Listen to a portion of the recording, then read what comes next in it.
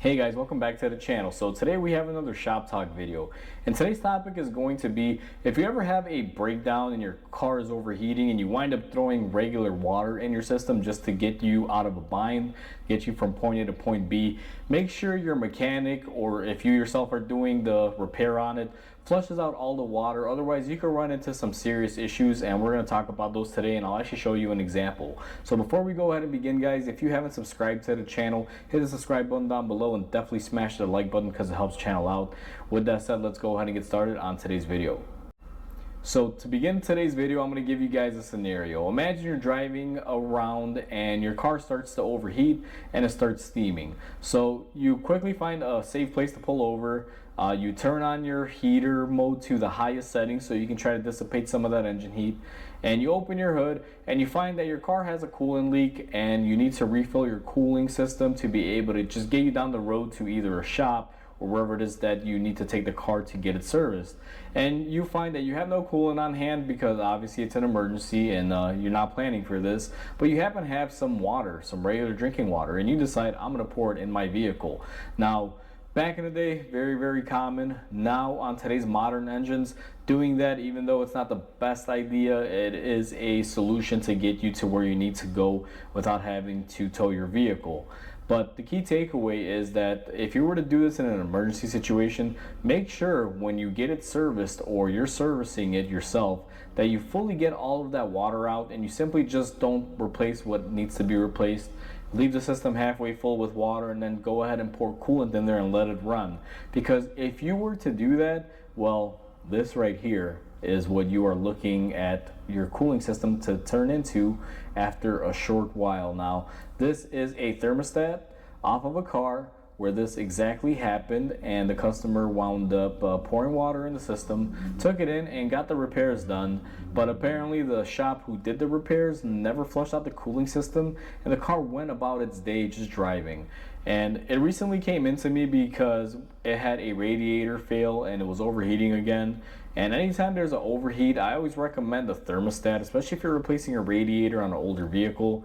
And when I pulled off the radiator, I noticed that the coolant was looking a little bit brown when it should be green. And when I took out the thermostat, I mean, this is what we got. This thing is just gunked up horribly.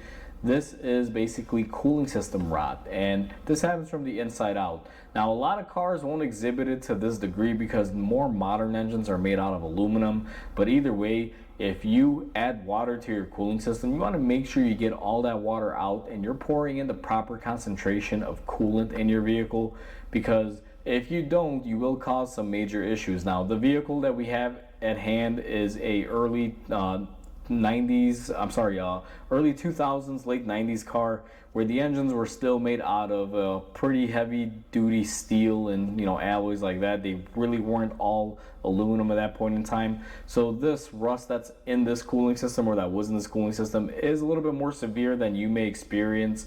But aluminum can oxidize as well, and obviously it can overheat if you don't have the proper coolant in there to transfer that heat properly. Sometimes even though water works, it's not always as efficient as a proper coolant designed for that system, with everything needed to run within that cooling system to keep everything nice and clean and cooling effectively.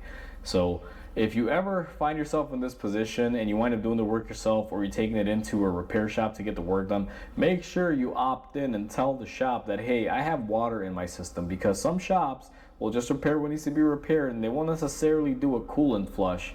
And sometimes, and I've seen this, guys, where you will request a coolant flush and most mechanics are just going to drain your radiator and fill it back up and say it's done, when that's only half of the equation.